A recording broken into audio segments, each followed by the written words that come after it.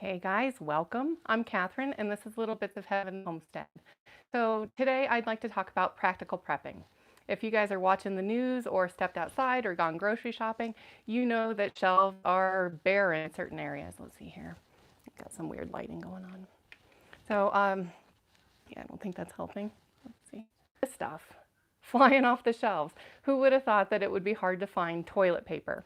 And weird as it sounds, this is what people are panicking over. This and hand sanitizer. So welcome to my viewers. Thanks for joining me.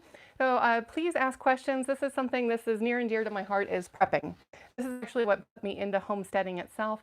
Is long ago I used to be naive and unaware.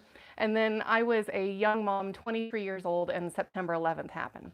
I had an 8-day-old baby who was actually, she was 4 weeks premature, sleeping on my chest, and September 11th kind of rocked my world and made me realize that we have a very fragile system. So that put me into the world of prepping. Let's see here. I'm still not loving my lighting, guys. So it's probably a weird angle on my camera.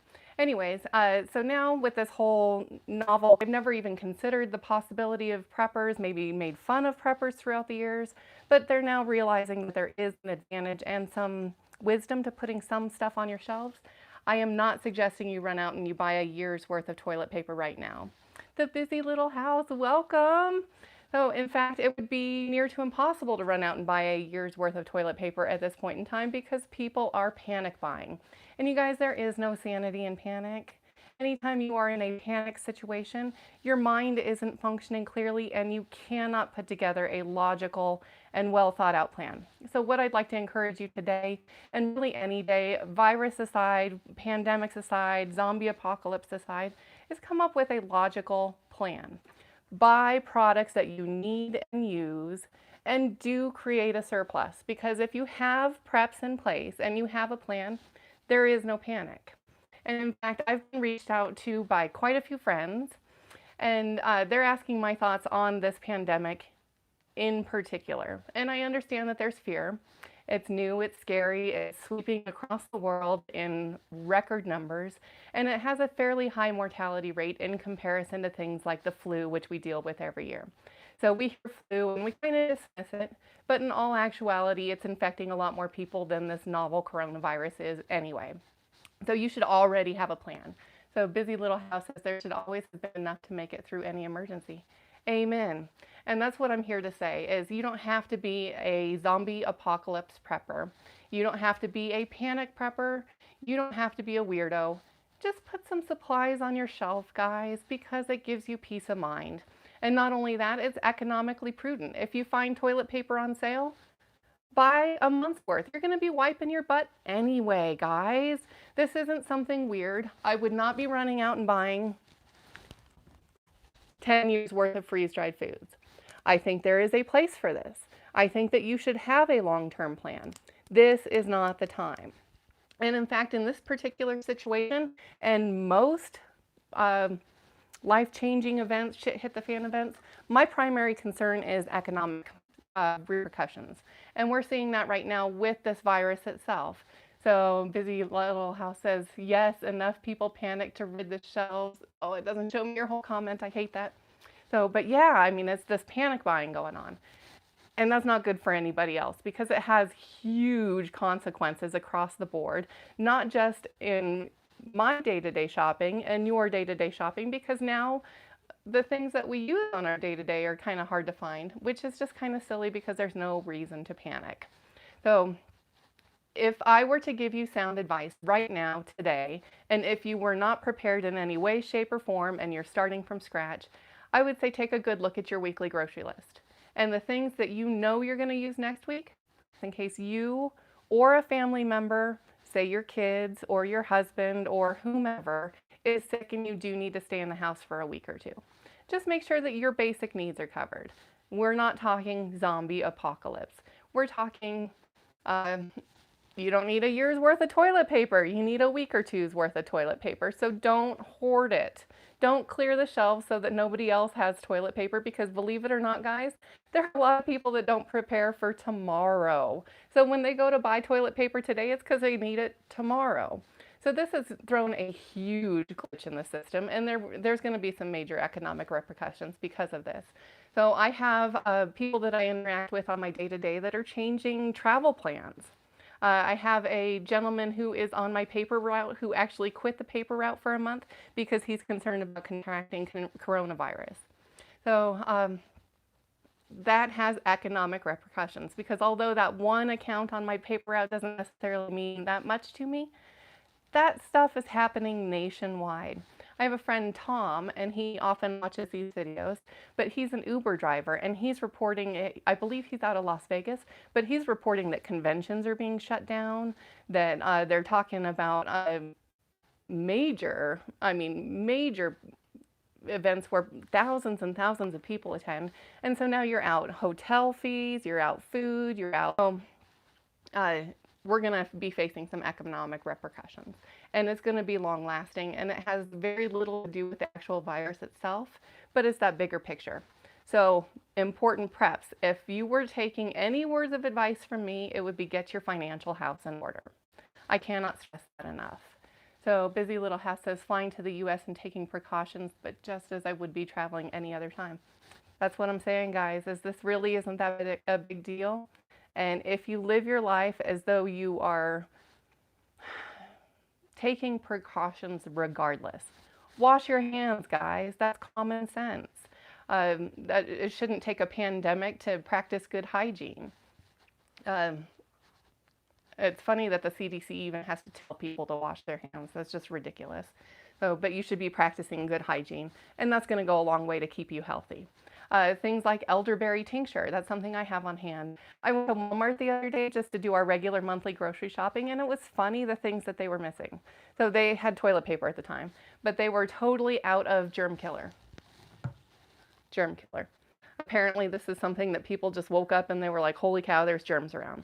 And so they wiped out grocery stores. And I've been told repeatedly by employees, people are acting crazy. That's the word that was used over and over and over again, was crazy. Guys, don't be crazy. There's no reason to panic. There is going to be economic repercussions. So what I would recommend is, if you are freaking out and feel the need to prep, don't go into debt to do it. That would be bad, because a month or two from now, you may not have the money to pay those bills. So Busy Little House says Amazon has jacked up prices on hand sanitizer too.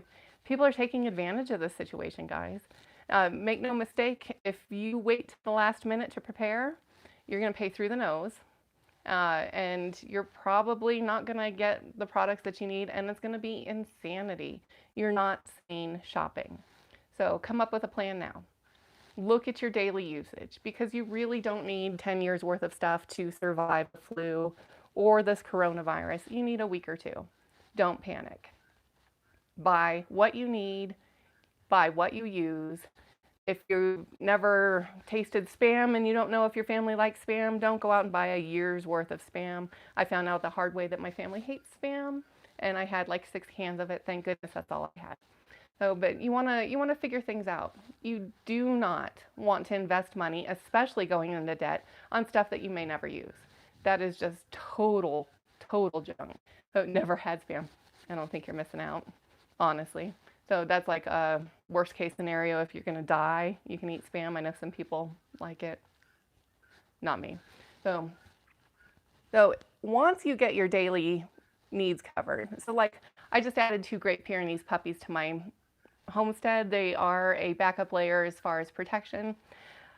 They eat a ton, guys. They eat me out of house and home, and so I'm having to reanalyze and re-prep for them. So you can live on 6 nuts a day. Yeah, you could, but I think that's the point of prepping, is continuity of your current lifestyle, at least to the best of your ability, because in some sort of god-awful grid down apocalypse situation, it's going to be stressful enough, and so you want to have some continuity of comfort. That's why you prep, because it's going to be hard enough to encounter whatever the situation is that you're prepping for. Pressing concern is economic. I think that we should all prepare for economic slowdowns, economic glitches, just economic anything. And if you're prepared for economic situations, you're pretty much prepared across the board. So let's see, I've had to stock up a bit extra on animal food too. So yeah, because people are going nuts. So prepping gives you that peace of mind because you don't have to be a part of the craziness. So, but like I said, prepare for the economy. Because if you can put your economic house in order, and if you are slowly but surely, not panic buying, but slowly but surely, adding one or two things to each grocery trip, maybe you do 2 weeks of shopping at one time rather than 1 week, but you build your stores, then you're at a point where you can step back and take a sane look at things and go, I can breathe, we're going to survive, and we're going to be somewhat comfortable because then you can function. So prepping is a multi-layer thing. Not only are you prepping food, I've seen people hoarding cases of water. Guys, this is not the apocalypse. We're not talking about a good down scenario. You're talking about staying in your house for a week or two. So there is no reason to hoard bottles of water unless you don't have a clean potable water source. So just put what you need aside, be calm, don't panic. There's really nothing about this particular pandemic that you should fear. So, but it is an opportunity to really reanalyze your system, to take a look at things and to go into this with a sane mind so that way, if and when there is a situation, and to be honest, guys, I'm so thankful to see people seeing the value in prepping. The more of us that are prepared, the more self-resilience we all have, the stronger we are as a community, as a society, and as a nation. But people who are panicking, who are stealing, I don't know if you guys are aware, but things like surgical masks and N95 masks are being stolen from hospitals. First of all, these masks aren't going to help you with this particular pandemic because the virus itself is small enough that it'll go through even the N95 mask. But these are medical professionals that need those. So panic is the worst thing. And I'm assuming that most of these people that are stealing are doing it with good intentions for their family. So